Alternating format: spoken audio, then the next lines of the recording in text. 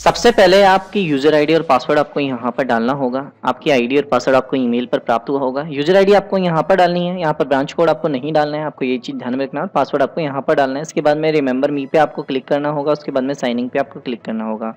फिलहाल मैंने यहाँ पे सारी चीज़ें डाल दी है। मैं रिमेंबर मी पे क्लिक करता हूँ, उसके बाद में साइन इन पे क्लिक करता हूँ। क्लिक करने के बाद में आपको कुछ इस प्रकार का इंटरफेस यहाँ नज़र आने वाला है। आप यहाँ देख सकते हैं एक नोटिफिकेशन आपको दिया हुआ है, आपको इससे बिल्कुल भी घबराने की जरूरत नहीं है। इस नोटिफिकेशंस को आप इग्नोर कर सकते हैं। आपको किसी भी प्रकार के डॉक्यूमेंट भेजने की आवश्यकता नहीं है। तो हम यहाँ पर नीचे से क्लिक करते हैं तो यहाँ पे नोटिफिकेशंस हट जाता है। अब आपको करना क्या है, आपके जो भी वॉलेट है, जो कि आपको जब ईमेल आएगा उसमें क्यूआर कोड आपको मिलता है, उस क्यूआर कोड के माध्यम से आप इसमें पेमेंट ऐड करके देख सकते हैं। सबसे पहले सिर्फ मात्र ₹1 आप ऐड कीजिए, उसके बाद में बाकी की राशि जो कि पैन कार्ड के लिए आवश्यक होती है वो चीज़ आपको यहाँ पे ऐड करना होगा।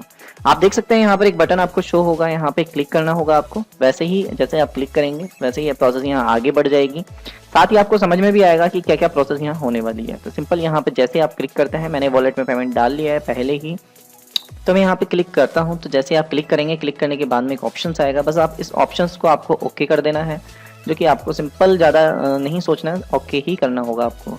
जैसे आप ओके करते हैं प्रोसेस आगे बढ़ जाती है। बढ़ने के साथ साथ आप गवर्नमेंट की वेबसाइट पे रिडायरेक्ट हो जाते हैं। साथ ही आप देख सकते हैं यहाँ पे tax information network of income tax department की यहाँ वेबसाइट आपको ओपन हो जाती है, जो कि आईटीडी डिपार्टमेंट की वेबसाइट है। यहाँ पर आप देख सकते हैं, यहाँ से आपको कुछ डिटेल्स यहाँ पूछी जाएगी आईटीडी डिपार्टमेंट द्वारा, तो आप लोग इन सारी चीज़ों को फॉलो करना होगा।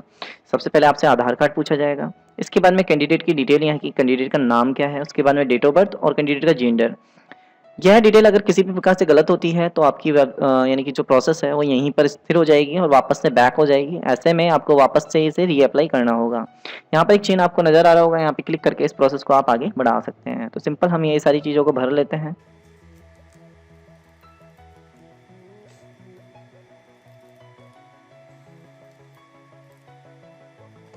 जैसा कि यहाँ पे आप देख सकते हैं हमने सारी डिटेल को भर लिया है। जैसे हमने डिटेल कंप्लीट कर ली है और यहाँ पे टिक भी हमने कर दिया है। इसके बाद में जो सबमिट का बटन है, जो कि काफ़ी धुंधला सा था, वो अब यहाँ पर प्रॉपर वे में हो चुका है और आप यहाँ पे क्लिक कर सकते हैं। जैसे आप यहाँ क्लिक करते हैं, क्लिक करने के बाद में जो आपकी प्रोसेस है वो आगे बढ़ जाती है और आप लोग वो आगे प्रोसेस कर सकते हैं। अगर आधार कार्ड से डिटेल मैच नहीं होती है किसी भी तरीके से, चाहे डेट ऑफ बर्थ में गलती हो या नाम में गलती हो, तो आपकी प्रोसेस यहाँ से आगे नहीं बढ़ेगी। आप वापस से शुरुआती दौर पर पहुँच चुके होंगे।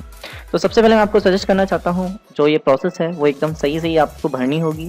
किसी तरीके की गलती होने पर आपका पैन कार्ड की जो प्रोसेस है वापस से रीसेट हो जाएगी और शुरुआत से आपको वापस से इसे करना होगा। मैं आपको बताना चाहता हूं कि अगर कोई पैन कार्ड आप अप्लाई कर रहे हैं, उस मामले में अगर आपका पैन कार्ड कंप्लीट का प्रोसेस नहीं होता है तो आपकी जो राशि है ₹107 वो वापस से आपको लौटा दी जाती है, आपके पास वो वापस से प्राप्त हो जाती है। तो आपको इतना बिल्कुल घबराने की आवश्यकता बिल्कुल नहीं है कि आपकी किसी भी प्रकार की कोई राशि कट जाएगी और उसमें आपको काफ़ी बड़ा नुकसान झेलना हो सकता है। तो ऐसा आपको बिल्कुल भी नहीं करना है। तो बेफिक्र रहिए, आपका जो भी अमाउंट है वो नहीं कटने वाला है। तो आप देख सकते हैं यहाँ पर लास्ट में आप इसे वापस से रीवेरीफाई कर सकते हैं, क्योंकि ये आधार कार्ड के डेटाबेस से कनेक्टेड है। तो टोटली आप डिटेल देख सकते हैं।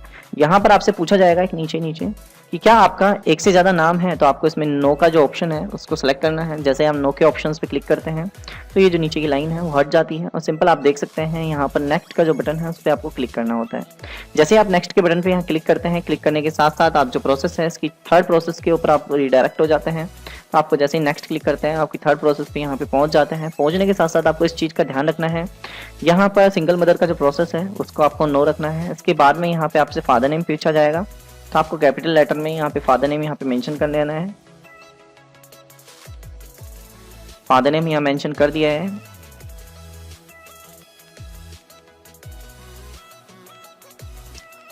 आपको 2 बार यहाँ फादर नेम आपको पूछा जाएगा, तो जो भी किसी भी प्रकार की मिस्टेक रह जाती है तो वो चीज़ आप यहाँ मेंशन कर सकते हैं। तो यहाँ पर पहले पूछा जाता है कि फादर नेम, उसके बाद में री एंटर फादर नेम। तो ये दोनों अलग अलग हैं। आप मदर नेम नहीं भरना चाहते हैं तो कोई इशू नहीं है, मदर नेम मत भरिए, कोई इशू नहीं है इस चीज़ के अंदर।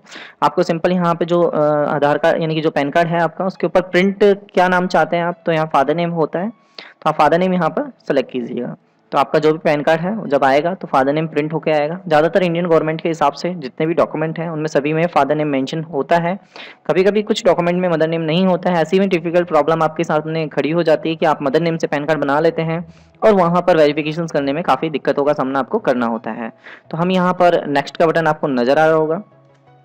नेक्स्ट बटन पे आपको जैसे ही क्लिक करते हैं आपकी प्रोसेस आगे बढ़ जाती है। जैसे आप यहाँ 4th स्टेप में पहुंच जाते हैं तो यहाँ पर आपसे कुछ स्टेप पूछे जाते हैं जो कि कुछ इस प्रकार से हैं। पहला स्टेप आपसे पूछा जाता है कि क्या आप फिजिकली पैन कार्ड मंगाना चाहते हैं, तो यहाँ पर आपको यस कीजिए यहाँ पर। इसके बाद में पूछा जाता है आपकी इनकम ऑफ, यानी कि आपकी किस तरीके से इनकम है। तो यहाँ सैलरी अगर आप लेते हैं सैलरी से इनकम है, यहाँ इनकम फॉर बिजनेस आपका किसी प्रोफेशनल है आप तो बिजनेस वगैरह ये है तो उसमें आपको ये सेलेक्ट करना होता है। इसके अलावा हाउस प्रॉपर्टीज़ वगैरह, कभी कभी कोई लोग बाग अपनी प्रॉपर्टी वगैरह को किराए पे देकर प्रोसेस करते हैं तो उस मामले में ये चीज़ आता है। इसके बाद में इनकम फॉर अदर सोर्स, यानी कि इन सब कैटेगरी को नहीं आता है तो कहीं और से आप इनकम कर रहे हैं तो इनकम फॉर अदर सोर्स आता है। अगर आप स्टॉक मार्केट वगैरह से किसी से अगर पेमेंट वगैरह कमाते हैं, बिटकॉइन वगैरह से पेमेंट कमाता है तो कैपिटल गेन के ऑप्शन यहाँ पे आपको मिल जाता है। अगर आपकी किसी भी प्रकार की इनकम नहीं है, जैसे महिला कैटेगरी में होती है, ठीक है, तो किसी प्रकार की कोई इनकम नहीं करता, नो इनकम आप सेलेक्ट कर सकते हैं।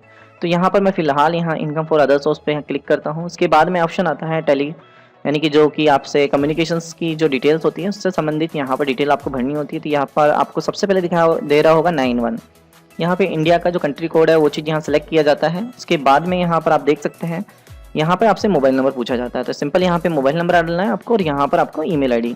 इस वाले कॉलम में आपको कुछ नहीं डालना है, इस चीज़ का आपको ध्यान में रखना है। अगर आप मोबाइल नंबर डाल रहे हैं, अगर आप टेलीफोन नंबर डाल रहे हैं तभी आपको एरिया कोड या एसटीडी कोड आपको डालना होगा। तो ये वाला कॉलम आपको खाली रखना है। अगर आप इस कॉलम में मोबाइल नंबर डालकर यहाँ कॉलम भर देते हैं तो आपकी प्रोसेस आगे नहीं बढ़ेगी, इस चीज़ का आपको ध्यान में रखना है। तो मैं यहाँ पे मोबाइल नंबर जो भी है वो यहाँ पे मेंशन कर देता हूँ। इसके बाद में ईमेल आईडी यहाँ पर मेंशन कर देता हूँ।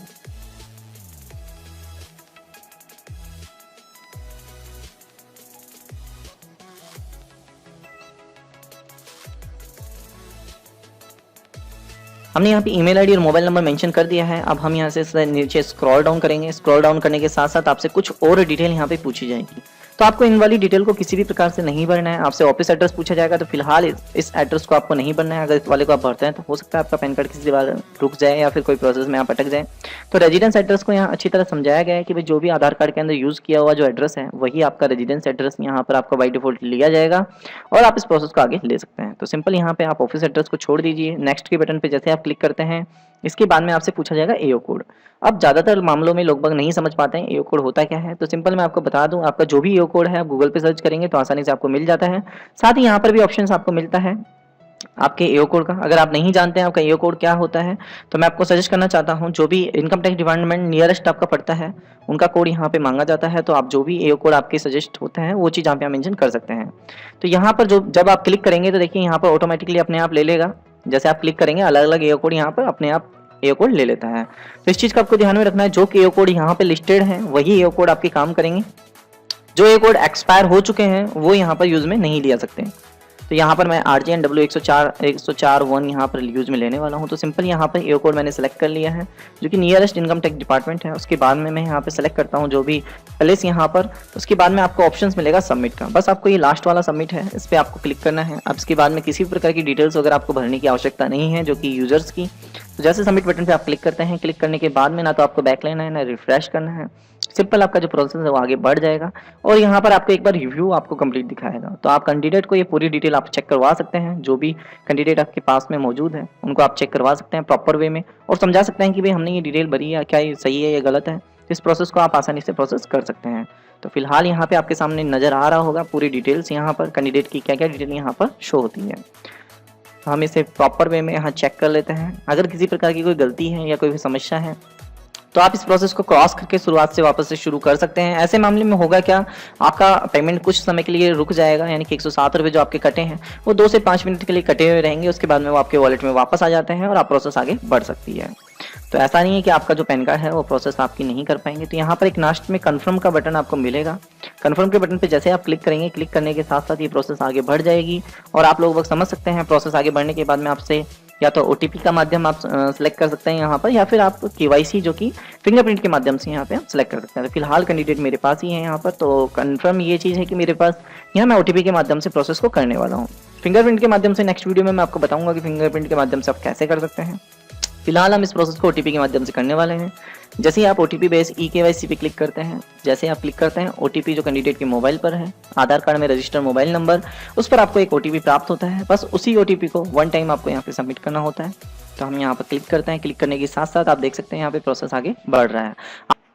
मोबाइल पे प्राप्त ओटीपी को आपको यहाँ डालना होगा। डालने के बाद में आपको एक सबमिट का बटन नजर आएगा। जैसे आप सबमिट के बटन पर क्लिक करते हैं, क्लिक करने के साथ साथ जो प्रोसेस है वो आपकी आगे बढ़ जाती है। तो मैं यहाँ पर जो भी सबमिट का बटन दिया हुआ है उस पर यहाँ क्लिक करने वाला हूँ। तो जैसे आप क्लिक करते हैं, क्लिक करने के बाद में आपको जो नेक्स्ट इंटरफेस है वो आपको यहाँ पर कुछ इस तरीके से शो हो जाता है। बस आपको करना क्या है, इस तरीके से जब आपका ऑप्शन यहाँ पर शो हो जाता है तो आपको ये मान लेना है कि आपका पहला स्टेप यहाँ पे पूरी तरह कंप्लीट हो चुका है। बस आपको ओके जो ऑप्शन यहाँ पे आ रहा है इस पर बस क्लिक करना है। जैसे आप यहाँ क्लिक करते हैं, क्लिक करने के बाद में आपसे ई साइन का सिस्टम पूछा जाता है। तो मैं आपको सजेस्ट करना चाहूंगा, फिर से हम यहाँ ओटीपी की प्रोसेस को करने वाले हैं। तो आप लोग देख सकते हैं यहाँ पर जैसे मैं क्लिक करता हूँ, क्लिक करने के बाद में जैसे यहाँ पे क्लिक करने के बाद में आपके मोबाइल पर ओटीपी प्राप्त होता है। जैसे ही आप ओटीपी आपको मिलता है उसको बस आपको करना क्या है, यहाँ पर जो प्रोसेस है उसको फॉलो करना है। तो आप लोग बाग इस चीज़ का आपको ध्यान में रखना है कि यहाँ पर एक बटन आपको शो होता है। जैसे आप इस बटन पे क्लिक करते हैं, क्लिक करने के बाद में आपको आधार कार्ड नंबर यहाँ मेंशन करना है। जो भी आधार कार्ड नंबर है कैंडिडेट के जो आपने पहले डाले हैं वही आधार कार्ड नंबर यहाँ मेंशन करना है। उसके बाद में सेंड ओटीपी पे आपको क्लिक करना है। ऐसे में होगा क्या, जो भी ओटीपी का जो प्रोसेस है वो मोबाइल पर कैंडिडेट को ओटीपी प्राप्त होगा। प्राप्त होने के बाद में यहाँ ओटीपी आपको मेंशन करना होगा। तो हमें ओटीपी यहाँ मिल गया है। मिलने के साथ साथ वेरीफाई ओटीपी यहाँ पर क्लिक करना होगा आपको। जैसे आप क्लिक करते हैं, क्लिक करने के बाद में आपका प्रोसेस आगे बढ़ जाएगा। ना तो आपको इसे क्रॉस करना है ना रिफ्रेश करना है, इस चीज का आपको ध्यान में रखना है। और आपको बिल्कुल भी ऐसा कुछ नहीं करना है कि भाई आप इसे क्रॉस कर दो या रिफ्रेश कर दो। ऐसे में होगा क्या, आपकी प्रोसेस वापस से शुरुआत से स्टार्ट हो जाएगी। ज्यादा प्रॉब्लम का सामना आपको नहीं करना होगा। सिंपल आपको इतना सा प्रॉब्लम का सामना करना होगा कि 10 से 5 मिनट के लिए आपका जो पेमेंट है वो वापस से रिवर्स हो जाएगा और वापस से आपको शुरुआत से प्रोसेस स्टार्ट करनी होगी। तो आप देख सकते हैं जैसे ही हमने ये वाली प्रोसेस कंप्लीट कर ली है तो आप लोग यहाँ देख सकते हैं सिग्नेचर ऑथराइजेशन सक्सेसफुल, यहाँ ओके का ऑप्शन आपको मिल रहा है। बस आपको करना क्या है, इस वाले ओके वाले ऑप्शन पे आपको क्लिक करना है। जैसे आप यहाँ क्लिक करते हैं, क्लिक करने के बाद में आपका जो प्रोसेस है आगे बढ़ जाता है। बढ़ने के साथ साथ आपका जो प्रोसेस है वो कंप्लीट हो जाता है। अब आपको सिंपल 30 मिनट के आसपास आपको वेट करना होगा।